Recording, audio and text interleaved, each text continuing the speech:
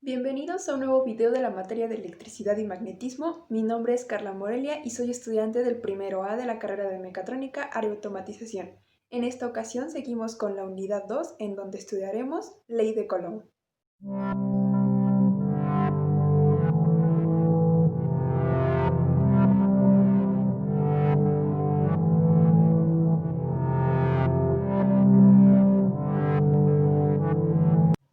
En 1875, el físico francés Charles-Augustin de Coulomb enunció la ley que constituye la base de la electrostática, la llamada ley de Coulomb.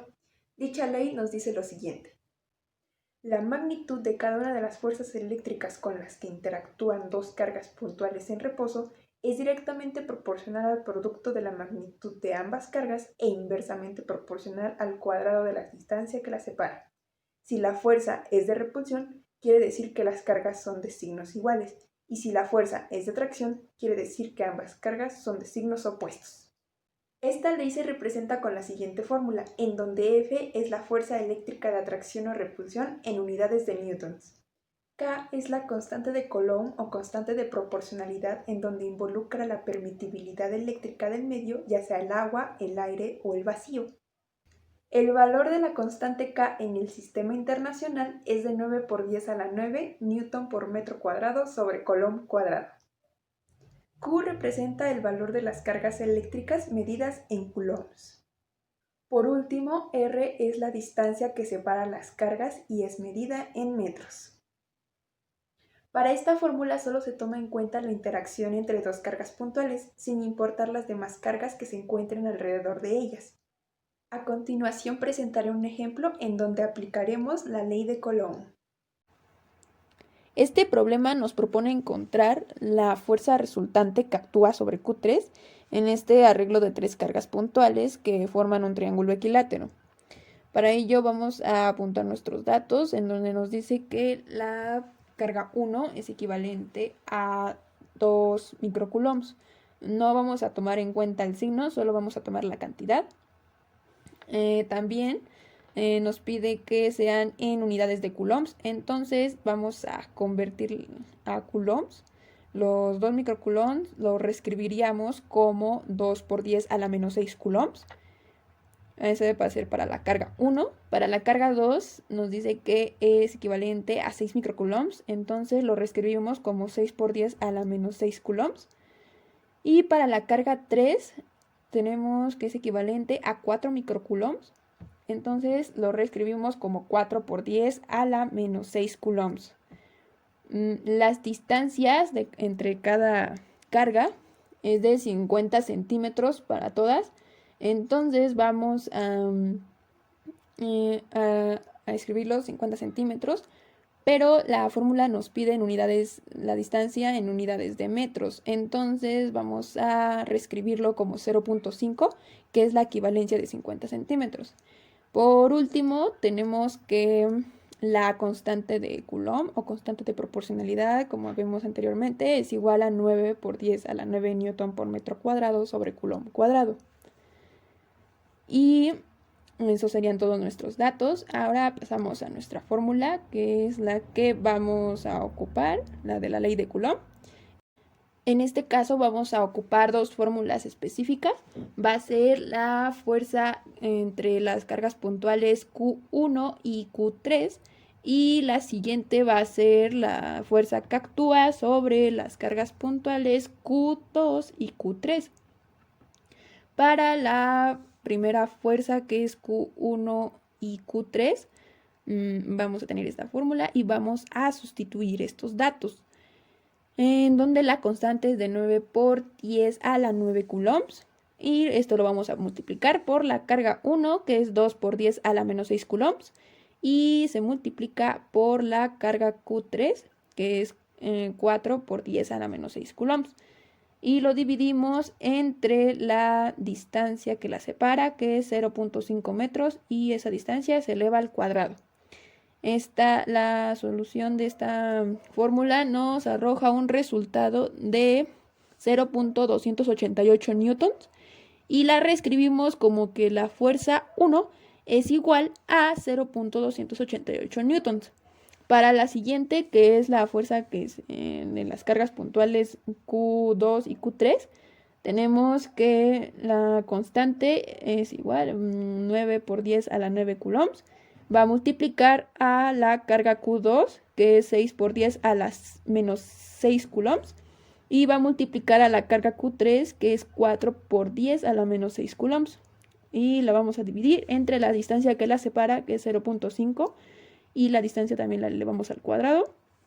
El resultado de esta operación nos sale que es igual a 0.864 newtons. En este caso lo reescribimos como F2 es igual a 0.864 newtons. Una vez que tenemos nuestras fuerzas encontradas, vamos a proseguir a graficarlas. Como son vectores, pues vamos a graficar los vectores. En este caso, como son dos fuerzas que actúan, necesitamos encontrar la fuerza total o la fuerza resultante de estas dos. Para ello, en este caso, nuestros vectores van a tener un ángulo de 30 grados, pero vamos a tomar nosotros el ángulo complementario, que es de 60 grados. ¿Por qué? Primeramente, porque es el que está con respecto al eje X.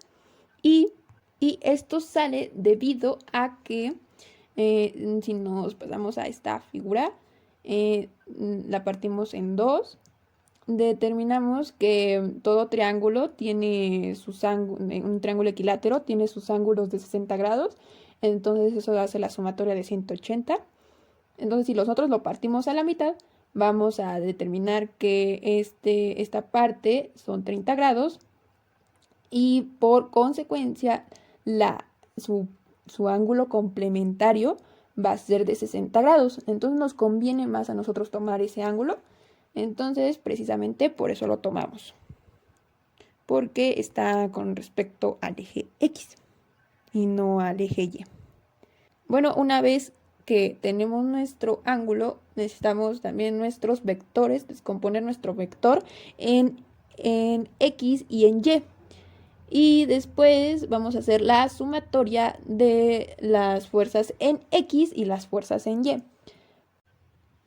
Para ello, nuestra fórmula quedaría como la sumatoria de las fuerzas en X va a ser igual a menos la fuerza 1 por el coseno de teta más la fuerza 2 por el coseno de teta.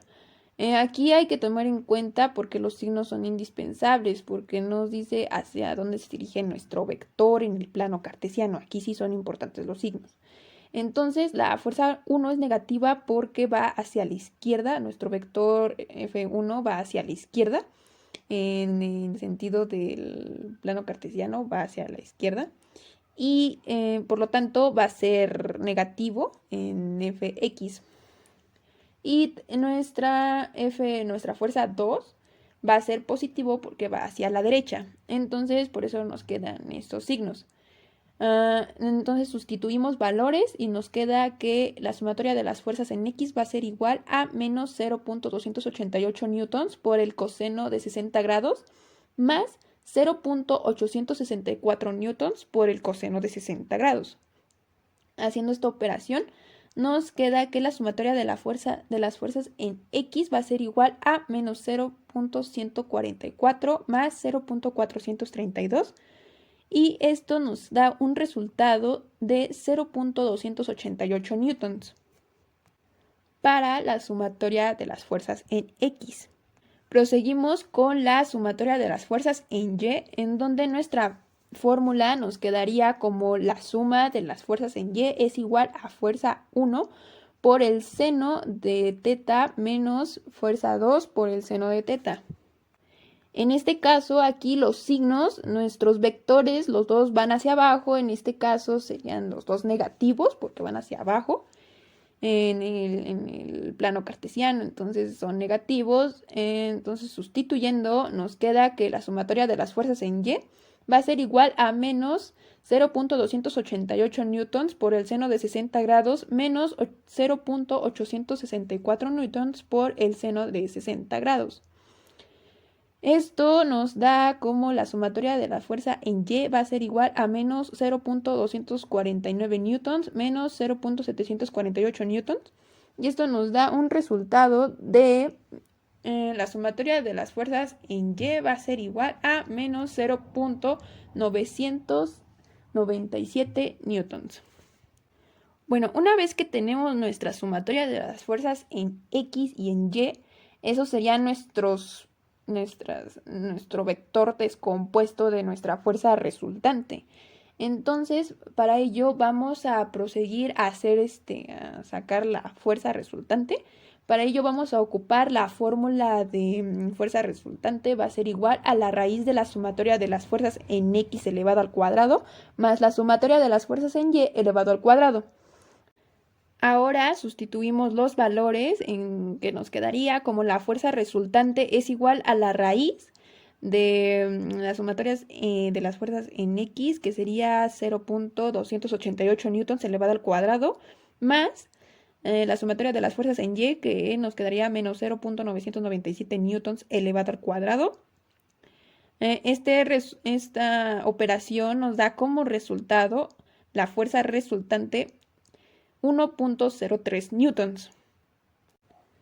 Esa sería la fuerza resultante, pero no sabemos en qué dirección va esa fuerza, no sabemos su ángulo. Entonces vamos a determinar el ángulo con la fórmula de la tangente de θ es igual a la sumatoria de las fuerzas en Y sobre la sumatoria de las fuerzas en X.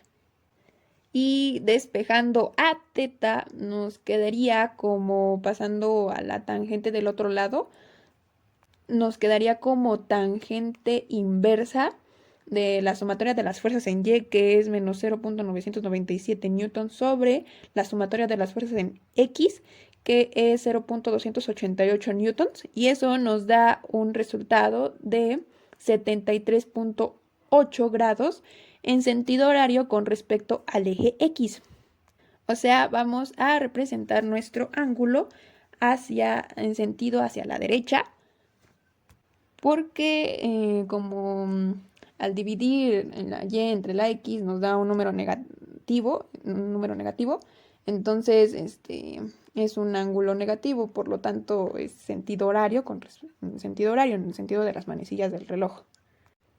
Y explicando esto, sí tiene coherencia, porque en este caso la Q3 está haciendo una fuerza de atracción. Bueno, está sintiendo atracción por las dos cargas negativas. Pero Q2, en este caso, tiene una mayor carga que Q1. Entonces esa fuerza se desviará un poquito más hacia el lado de Q2.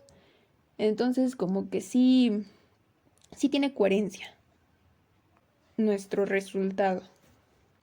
Y pues eso sería todo para su resolución.